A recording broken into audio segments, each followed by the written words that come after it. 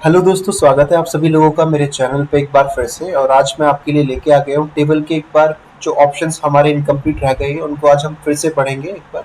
तो चलिए शुरू करते हैं टेबल के ऑप्शंस को। और आज हम जो टेबल के ऑप्शन को पढ़ने वाले हैं वो अपडेटेड एमएस वर्ड यानी 2016 एमएस ऑफिस पे सीखने वाले हैं। इसका पढ़ने का फ़ायदा एक तो ये रहेगा कि इसमें कुछ ऑप्शंस हमें नए भी मिल जाएंगे सीखने को, और साथ ही साथ में जो करंट आज के टाइम में चल रहा है, जो ऑफिस में यूज़ होता है आजकल यूजुअली, वो हमें सीखने को मिल जाएगा। तो सबसे अच्छा यही है कि चलिए 2016 में अपने टेबल के ऑप्शन को कवर करते हैं जो हमारे बचे हुए हैं। तो शुरू करते हैं। ये वाले ऑप्शंस आपको करा दिए हैं। अगर आपने ये वाली वीडियो नहीं देखी है तो आप एक बार प्लीज़ मेरे चैनल पर विजिट करके ये वीडियो वॉच कर सकते हैं, क्योंकि मेरा टारगेट है कि मैं पूरे एमएस ऑफिस को जितने भी ऑप्शन होते हैं, क्या क्या उनका यूज़ होता है, वो आपको पढ़ाऊँ। अभी हम इनसाइट के रिबन पे चल रहे हैं। इनसाइट के रिबन में मैंने कवर पेज ये सारे ऑप्शन क्लियर करा दिए थे, और टेबल के अंदर ओवरऑल मैंने ये सारे ऑप्शन इंसर्ट ड्रॉ कैसे आप टेबल का यूज़ कर सकते हैं वो सब पढ़ा दिया है। तो अब नेक्स्ट हम यूज़ करने वाले हैं दूसरे रिबन पे। डिज़ाइन का जो ऑप्शन है वो मैं ओवरऑल सब पढ़ा चुका हूँ। ये भी मैंने आपको पिछली वीडियो में करा दिए थे। अगर आप लोगों ने मेरी वीडियो वॉच नहीं करी है तो आप एक बार फिर मैं रिकमेंड करूँगा कि आप वो वीडियो जाके देख सकते हैं। अभी हमारा चल रहा है लेआउट पे, और लेआउट में हमने table, draw, row and columns यहाँ तक सीख लिया था। अभी हम आगे के बारे में बात करेंगे, यानी कि मर्ज हम किस तरीके से इन ऑप्शन का यूज़ कर सकते हैं। आज हम ये पढ़ने वाले हैं, तो चलिए सीखते हैं। तो मर्ज सेल, सबसे पहले इस ऑप्शन को क्लियर करेंगे। मर्ज सेल का यूज़ क्या होता है। मान लीजिएगा आपको ये दो सेल हैं, राइट। अब ये दो कॉलम भी हैं, यानी कॉलम ए और कॉलम बी, आपको इनको मर्ज करना है। तो आप यहाँ इन दोनों को सिलेक्ट कर लीजिएगा।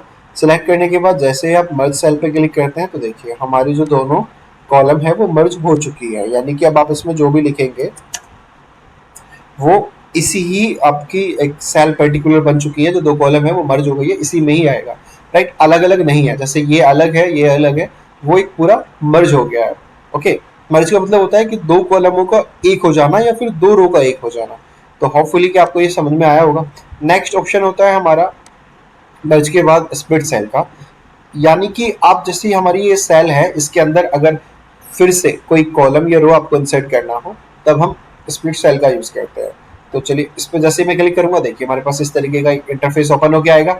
अब इसमें नंबर ऑफ कॉलम्स आप डाल सकते हैं कि आप कितनी एक सेल के अंदर, यहाँ पे लिखा भी है स्प्लिट सेल, कितनी सेल के अंदर उस सेल के अंदर कितनी कॉलम्स चाहते हैं और कितनी रो चाहते हैं, वो आप नंबर से यहाँ डाल सकते हैं। और जैसे ही आप ओके पे क्लिक करते हैं तो आप देखिए दो डला हुआ था वहाँ पे।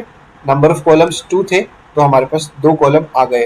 नंबर ऑफ रोज 1 था तो हमारे पास अभी एक ही रोज है। अगर मैं नंबर ऑफ रोज 2 डालता तो इसके अंदर दो रो इंसर्ट हो जाती, यानी कि यहाँ से एक रो और नीचे दो रो। ओके, तो एक बार आप इस ऑप्शन का यूज करके देख सकते हैं। प्रैक्टिस करनी जरूरी है, क्योंकि जब तक आप प्रैक्टिस नहीं करेंगे तब तक ये ऑप्शन आपको क्लियर नहीं होंगे। ओके, तो नेक्स्ट ऑप्शन है हमारा, ये आपको क्लियर हो गया, स्प्लिट टेबल का। ये क्या करता है, देखिए आपको यहाँ ये इमेज दिख रही है, साइकन सी पता चल रहा होगा इसका काम क्या है। यानी कि टेबल को सेपरेट करता है, अलग अलग करता है। तो मान लीजिएगा मेरी ये टेबल है, अगर मुझे इसको सेपरेट करना हो तो मैं क्या करूंगा, अगर मैं सेपरेट करना यहाँ से चाहता हूँ या यहाँ से चाहता हूँ तो मुझे वहाँ अपना कर्सर रखना पड़ेगा उसी साइड में। तो मैं चाहता हूँ कि यहाँ से मेरी जो टेबल है वो सेपरेट हो, यानी कि ये दो रो सेपरेट हो जाए और बाकी की जो तीन रो है वो सेपरेट हो जाए, राइट। अगर आपको कभी इन केस ऐसी जरूरत पड़ती है तो आप इस ऑप्शन का यूज करके इस तरीके से इस टास्क को परफॉर्म कर सकते हैं।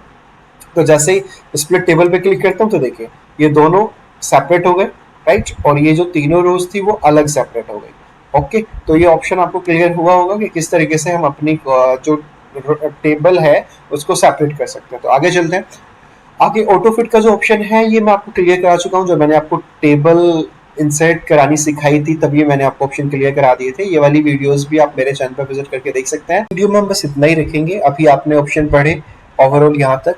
तो डिस्ट्रीब्यूट रो कॉलम्स, नेक्स्ट डिस्ट्रीब्यूट कॉलम्स का जो यूज़ होता है वो क्या होता है, कैसे हम इनको यूज़ कर सकते हैं, एंड अलाइनमेंट और डेटा, ये ऑप्शन अभी हमारे बचे हुए हैं। नेक्स्ट पार्ट में मैं आपको इनको भी क्लियर करा दूंगा।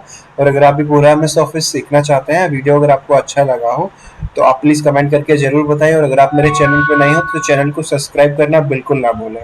Thank you so much for watching the video.